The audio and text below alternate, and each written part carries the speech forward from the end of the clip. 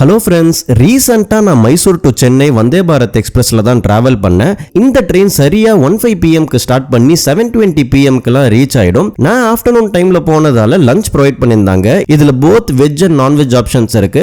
நான்வெஜ்ல பார்த்தீங்கன்னா chicken gravy, white rice and kesari provide பண்ணாங்க. அண்ட் வெஜ்ல பார்த்தீங்கன்னா sambar rice and potato fry இருந்துச்சு.